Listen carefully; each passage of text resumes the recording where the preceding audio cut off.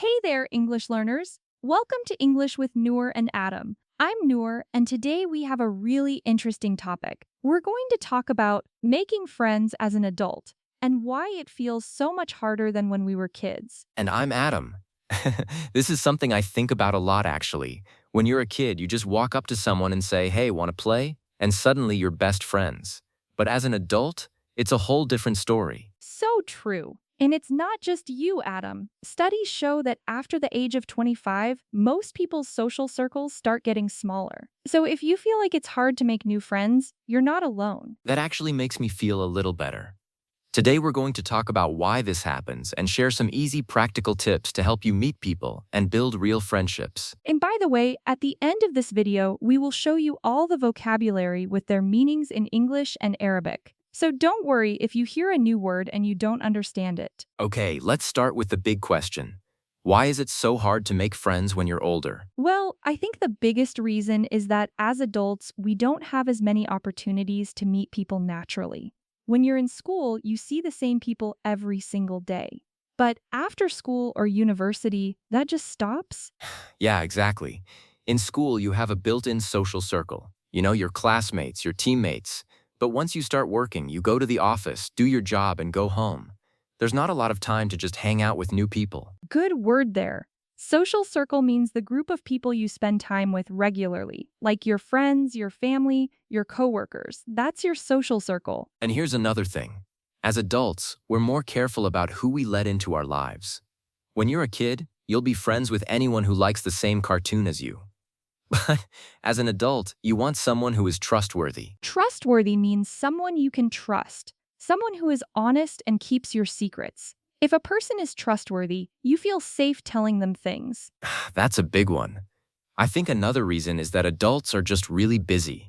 Between work, family, and responsibilities, there's not much energy left for making new friends. I agree, and honestly, some people feel awkward about trying to make friends as adults. Like, is it weird to walk up to someone and say, hey, do you want to grab coffee sometime? Awkward is a great word for this. Awkward means feeling uncomfortable or embarrassed in a social situation, like when there's a long silence in a conversation and nobody knows what to say. Exactly. But here's the truth. Most people want more friends. They just don't know how to start. So let's talk about where to actually meet new people. Okay, so the first place that comes to mind is work. You spend 8 hours a day with your coworkers. Some of my closest friends started as coworkers. That's true. But I think the key is to not just talk about work. You need to take that extra step and hang out outside of the office. Hang out means to spend time with someone in a casual, relaxed way. Like, hey, do you want to hang out this weekend? It means let's spend time together just for fun. Another great place to meet people is through hobbies and classes. If you join a gym, a cooking class, a book club, or even a language exchange group, you immediately have something in common with everyone there. Have in common is a useful phrase. It means to share the same interest, experience, or quality with someone. For example, we have a lot in common. We both love coffee and hate mornings. That's so true about you, Adam. Okay, another place is volunteering. When you volunteer for something like helping at a food bank or cleaning up a park, you meet kind, caring people. Yeah, and there's something special about doing good things together. It creates a bond between people really quickly. Bond is a wonderful word here. A bond is a strong connection or feeling of closeness between people. Like, I have a strong bond with my sister. We understand each other really well. What about online? I feel like in today's world, a lot of friendships start online. You meet someone in a group chat, a forum, or through social media. That's true. Online friendships can be really meaningful, but I think to make them stronger, at some point you need to meet in person, or at least have video calls. I agree. It's hard to really get to know someone through text alone. You need to hear their voice and see their face. That's when the real connection happens. You know what's also really tough? Moving to a new city. When you move somewhere new, you basically have to start from zero. You don't know anyone. That happened to me once. I moved for work, and the first few months were really lonely. I had to settle in and figure out where to meet people from scratch. Settle in means to get comfortable in a new place or situation. When you move to a new city, it takes time to settle in. You need to learn the area, find your favorite spots, and start building a routine. If you're in that situation, my advice is to say yes to everything at first. Someone invites you to a barbecue? Say yes. A coworker asks if you want to join them for lunch? Say yes. That's how you build your new social life. That's great advice. You have to put yourself out there. Put yourself out there means to take risks socially, to be open to meeting new people even when it feels uncomfortable. And don't be afraid of rejection. Not everyone will become your friend, and that's completely normal. Some people just don't click, and there's nothing wrong with that. Rejection means when someone says no or doesn't accept you. It hurts, but it's a normal part of life. If you ask someone to hang out and they say no, that's rejection. But don't take it personally. Exactly. For every 10 people you try to befriend, maybe 2 or 3 will become real friends. And that's actually a great ratio. I also want to mention something about cultural differences. In some cultures, people are very outgoing and friendly right away. In other cultures, people take more time to warm up to you. Outgoing means someone who is very social and enjoys talking to new people, the opposite of shy. My sister is really outgoing. She can talk to anyone at a party. So if you're living in a new country or meeting people from different cultures, be patient. Some friendships take longer to develop, but they can be just as deep and meaningful. That's a really good point. And learning English is actually a great way to make friends. Language exchange partners, online study groups, English classes. These are all places where people want to connect. Okay, so now let's talk about how to actually start a conversation with someone new. Because I know a lot of people find this really scary. The trick is to start with small talk. Don't try to have a deep, meaningful conversation right away. Just start with something simple. Small talk is a short, casual conversation about everyday things, like the weather, food, sports, or what happened at work. It's not about sharing your life story. It's just about being friendly. Exactly. Like if you're at a coffee shop and someone is waiting in line next to you, you can say, "This place has amazing coffee, right?" Or, "I love this song they're playing." Simple things like that. And you know what helps? Being approachable. That means looking open and friendly. If you're standing with your arms crossed, looking at your phone, and never making eye contact, people won't want to talk to you. Approachable means easy to talk to.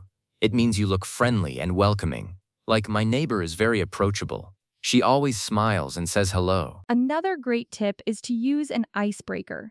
An icebreaker is something you say or do to start a conversation in a comfortable way. It breaks the awkward silence. I love icebreakers. Like if someone is wearing a cool shirt, you can say, "Hey, I love your shirt. Where did you get it?" That's an easy way to strike up a conversation. Strike up a conversation means to start a conversation with someone, usually someone you don't know well. Like, I struck up a conversation with the person sitting next to me on the bus. And here's a big tip that people forget. Ask questions and actually listen to the answers. Everyone loves talking about themselves. So if you ask someone, "What do you do for fun?" and then really listen, they'll love talking to you. Yes! Listening is so important. Most people are just waiting for their turn to talk. But if you genuinely listen, people feel valued and they want to spend more time with you. Genuine is another good word. Genuine means real, honest, and sincere. If someone gives you a genuine compliment, it means they really mean it. It's not fake. Okay, so we've talked about where to meet people and how to start conversations. But what about actually building a friendship? Because meeting someone once doesn't make them your friend. That's so true. I think the most important thing is taking the initiative. If you meet someone cool, don't wait for them to contact you. Send them a message. Say, "Hey, I really enjoyed talking to you. Do you want to grab lunch sometime?" Initiative means taking the first step to do something without waiting for someone else to do it. It means you're the one who starts. Like, she took the initiative and invited everyone to dinner. And don't be afraid to reach out more than once. Sometimes people are busy and they forget to reply. It doesn't mean they don't like you. Just reach out again. Reach out means to contact someone, especially when you haven't talked in a while. Like, I reached out to my old friend from university last week. It means I sent her a message to reconnect. That's actually something I'm trying to get better at. I sometimes let too much time pass without talking to people, and then I feel weird about texting them out of nowhere. I get that. But honestly, when someone reaches out to me after a long time, I'm always happy. I never think, oh, why are they texting me? I think, oh, how nice they thought of me. That's a good way to think about it. Okay, so what about keeping friendships alive?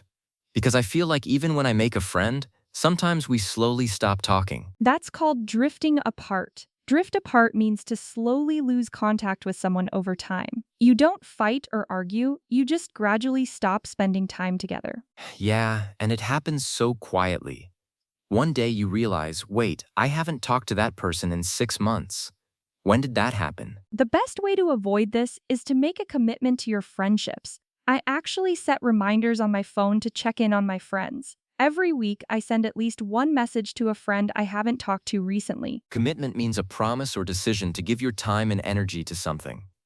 If you make a commitment to exercise, it means you promise yourself you'll do it regularly. Exactly. And one of the best things you can do is catch up regularly. Even a short phone call or a quick text can keep a friendship strong. Catch up means to talk to someone you haven't seen in a while and share what's been happening in your lives. Like, let's meet for coffee and catch up. It means let's share our news. I also think it's important to be the friend you want to have. If you want loyal friends, be loyal. If you want supportive friends, be supportive. It goes both ways. And remember the little things. Remember their birthday. Ask about their family. If they told you about a job interview, follow up and ask how it went. Those small things show that you really care. Yes, people remember how you made them feel. If you make someone feel heard and valued, they will want you in their life. It's that simple. That's deep. And I think we should talk about something that people don't mention enough. Sometimes you need to let go of friendships that aren't healthy. Yes, not every friendship is meant to last forever. Some people come into your life for a season, and that's okay. If a friendship makes you feel drained or bad about yourself, it might be time to move on. That's tough but so important. Now let's talk about something interesting. There's a difference between a friend and an acquaintance, and I think a lot of people confuse the two. An acquaintance is someone you know but not very well. Maybe you see them at work or in your building, you say hello, but you don't really share personal things with them. They're not a close friend. Yeah, and the journey from acquaintance to friend takes time and effort. You have to be willing to open up and share things about yourself. Open up is a really important phrase here. It means to start talking about your feelings, your problems, or personal things. When you open up to someone, you show them the real you. And that takes being vulnerable. Vulnerable means allowing yourself to be seen, even the parts you're not proud of. It's scary, but it's how deep friendships are built. Absolutely. I remember when I first became close friends with my best friend. It was because one day I told her about something I was really struggling with. And instead of judging me, she said, "I've been through that too." That's when we clicked. Click is such a fun word. When you click with someone, it means you immediately get along well, you feel comfortable, the conversation flows naturally, and you enjoy their company. It just feels right. And get along means to have a good relationship with someone, to be friendly and not have problems with each other. Like my brother and I get along really well. We almost never fight. Okay, so we've covered a lot. But I want to talk about one more thing. Being an introvert versus an extrovert, and how that affects making friends. Great point. An introvert is someone who feels more comfortable in quiet, small groups. They get their energy from being alone. An extrovert is someone who loves big groups and gets energy from being around people. I'm definitely more of an extrovert.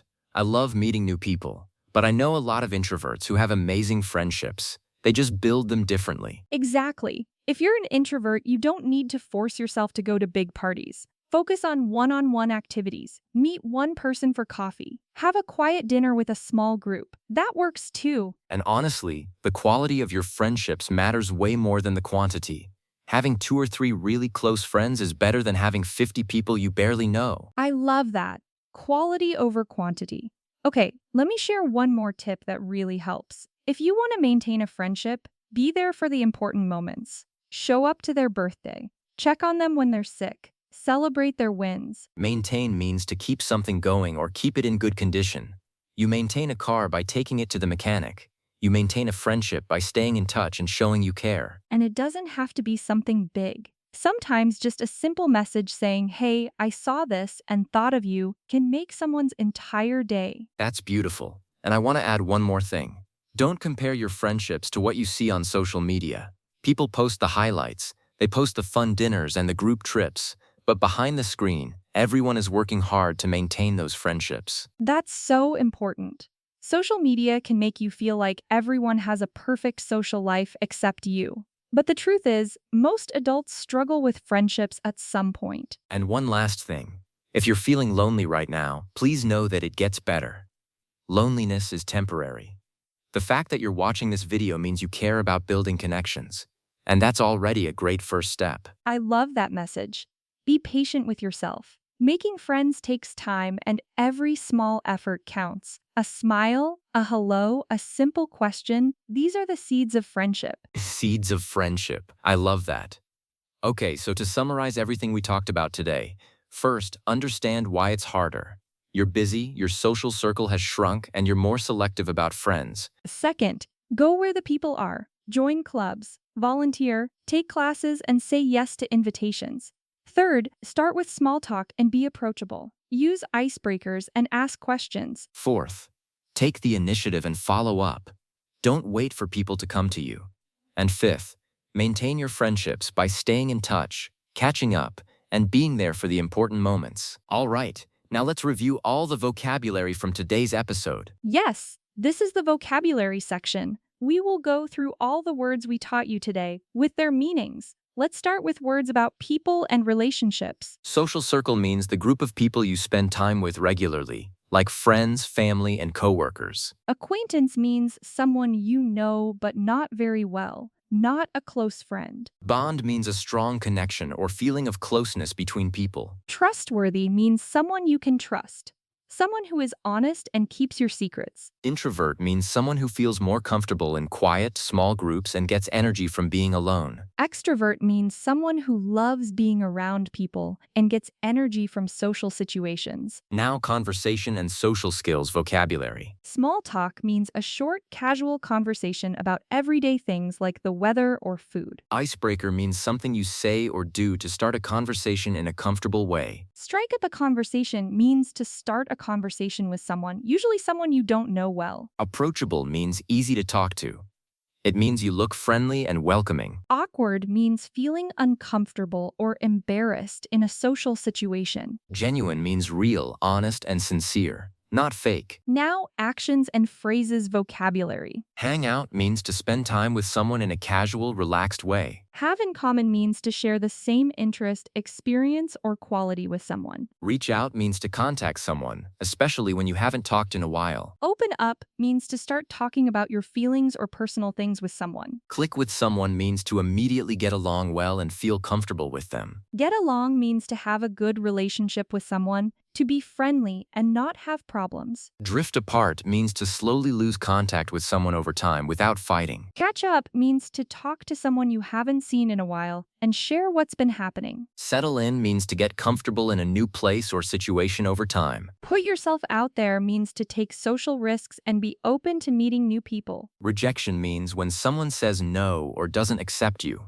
It's a normal part of life. Outgoing means very social and enjoying talking to new people. The opposite of shy. Now, personal qualities vocabulary. Initiative means taking the first step to do something without waiting for someone else. Vulnerable means allowing yourself to be seen, even the parts you're not proud of. Commitment means a promise or decision to give your time and energy to something regularly. Maintain means to keep something going or keep it in good condition over time. Those are all 26 words from today's episode. Try to use 3 of these words in a sentence today. That's the best way to remember them. We would love to hear about your friendships. Tell us in the comments. Do you find it hard to make friends as an adult? What's your best tip for meeting new people? And who is your oldest friend and how did you meet them? Write your answers in English in the comments. It's great practice. And we read every single comment. If you liked this episode, share it with a friend who is learning English. And don't forget to like, subscribe, and hit that bell icon so you know when we post a new episode. Bye, everyone. Have a wonderful day, and remember, the best way to make a friend is to be a friend.